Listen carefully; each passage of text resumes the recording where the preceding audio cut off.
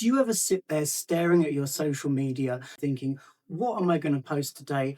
I just don't have time to think about this. Don't worry, that's really, really common. In this video, we're going to give you a framework to post consistently and regularly with helpful content and tailoring posts to each individual platform, all without burning out. Step one, plan ahead with a content calendar. A content calendar is absolutely essential to save you stress and keep everything well planned. So you plan out your posts maybe a month at a time, knowing in advance exactly what you're going to do on any given day. You can then record everything in batches and you don't have to think about it the rest of the time. It doesn't have to be anything complicated. There are tools available to do it. It can just be as simple as a spreadsheet where you note down what you're going to post on every given day. It can also really help you to plan your social media and come up with different ideas if you have a different theme for your social media every month. You can research this and find out what people are searching for and what they want to know about. You can also tie your themes in with different awareness times of year, for example, Breast Cancer Awareness Week or Heart Health Awareness Week. Or you can tie them in with particular holidays and times of year. So, for example, an aesthetics clinic might have Valentine's themed content in the run up to Valentine's Day, or a dentist might have a promotion on Dracula white teeth in the run up to Halloween. You could also have different themes for specific days. So, for example, Tip of the Week Tuesday, Behind the Scenes Wednesday, or FAQ Friday. Even a simple plan will make social media a lot easier and help you stay on track. Step two, mix up content types for better engagement. To keep your social media interesting, you're going to want to use a variety of different kinds of posts. For example, educational content like health tips, explainer videos which demonstrate your expertise and give people useful advice. Inspirational and humanizing content, for example, success stories, inspirational stories of patients, and showing a bit behind the scenes at the clinic and what's going on, what your different machines do, a little bit about yourselves. Promotional content, for example, announcements of new services or special offers that you've got. And interactive content, things like polls, quizzes, anything that's going to invite people to comment and engage with your post. A balanced mix of different types of content will keep your feed feeling fresh and engaging and stop it becoming dull or over salesy. Try and think of your social media like a magazine for your brand. You want to have a nice balance of interesting informational content, things that have some humor and humanity, things that inspire people, things that show a bit of who you are, all along with an ad or two for your services and a consistent voice that fits your brand. This will keep people engaged with your social media, which in turn boosts the algorithm and will keep your content coming up fresh in people's feeds. Step three, platform specific tips. Facebook. Facebook is great for community engagement and longer form posts. It's brilliant for sharing news about the clinic, patient success stories, and launching and running events and promotions. You can also encourage people using Facebook groups. So, for example, you can have a group for the clinic where patients can all join, network, and share their various stories. Facebook is also really common among an older demographic, so content can be a bit longer, a bit more formal maybe, and a bit more informative. Facebook is actually used by 95% of healthcare organizations, which just goes to show you that it's a really good choice for clinics and for healthcare. Instagram. Now, Instagram is really visually driven, so emphasize high quality photos or graphics. Stories and reels are key features here. So, for example, a physiotherapist could demo a simple exercise in a 30-second reel, or for an aesthetic clinic, you could have visually appealing before and after photos to show your expertise and the impact of your services. Instagram is also really great for showcasing clinic culture. Short behind the scenes clips or team selfies make your practice more relatable. TikTok. TikTok is much more popular with younger audiences and is much more playful and casual. That means it's not necessary for every clinic to be on TikTok, depending on what your service is. In our research into trending TikTok videos for physiotherapists and chiropractors, we found that things like quick exercise demonstrations or actual back cracking videos are explicitly sought after. For example, aesthetic clinics might have great success with skincare tips and beauty routines, and often physios and chiropractors go viral on TikTok with posture hacks or interesting machines and ways of treating people. A chiropractor might do a quick myth busting video about back pain, or a dermatologist could show a quick skincare hack. But even on TikTok, make sure you stay professional. Don't sacrifice your quality and your professional integrity to chase after trends. LinkedIn. LinkedIn is a professional networking platform, so it's not really a place where you go for patient acquisition as such.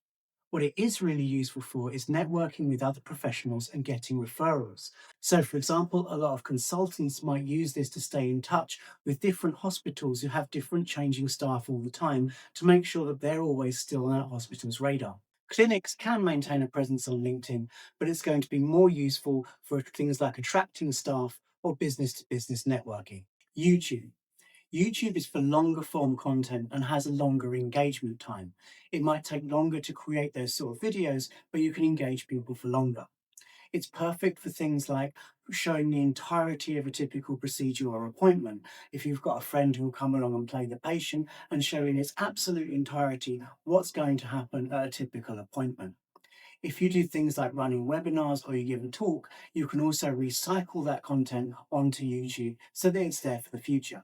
Here's a few examples of what you can post on social media for different healthcare professions.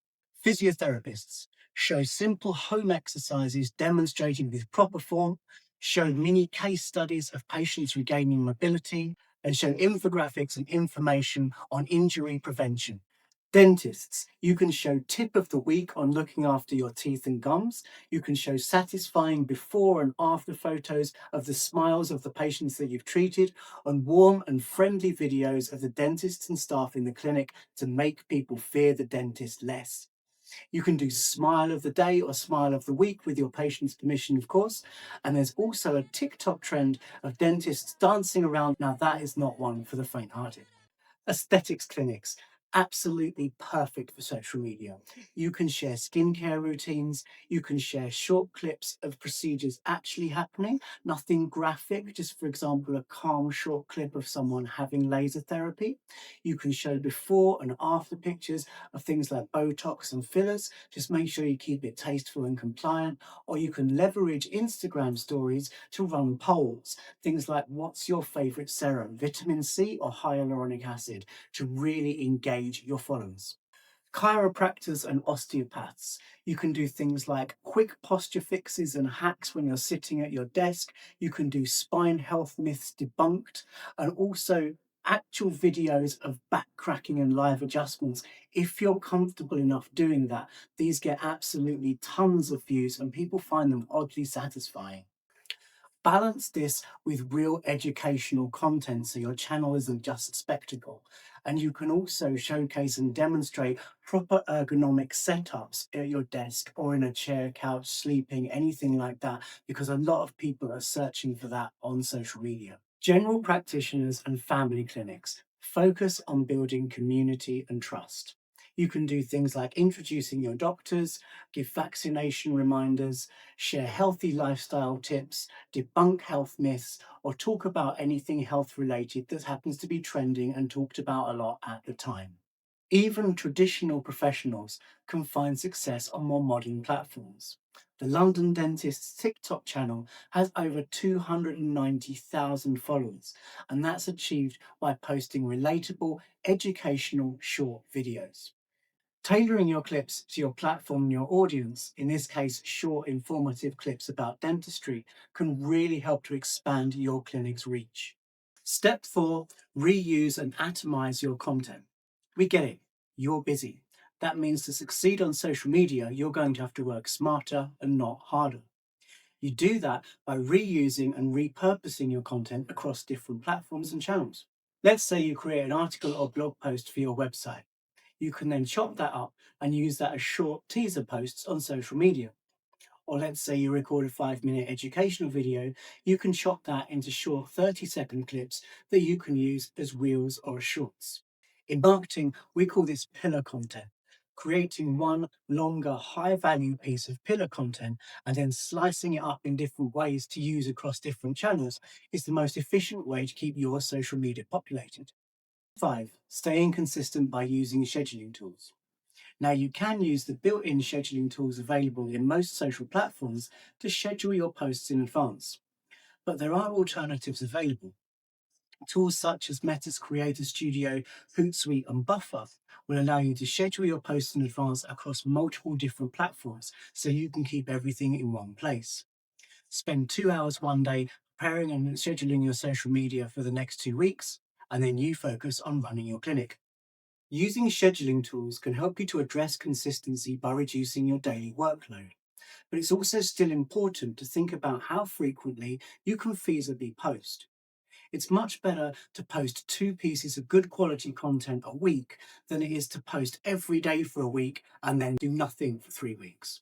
In fact, posting 2 to 3 times a week with real quality content is better than posting every single day with posts that don't have any real substance. So, to recap, plan ahead, mix up your content, tailor to each platform, and be consistent. With a bit of organization, planning, and forethought, you can do this. Remember that building up your clinic's social media is a marathon, not a sprint, and it's going to be going slow, steady, that's going to win you the race. If you found this video useful, share it with a colleague who might be needing some help with their social media. In the next video, we're going to look at 2 really big topics. That's advertising on social media and how to handle feedback. We'll also be looking at how to really measure whether all this is working. So essentially, how to really level up your clinic's social media. Grab our free step-by-step guide to social media in the description. And if you'd like any help with your own marketing or social media, reach out to us at Broxbourne Marketing. We help clinics to grow.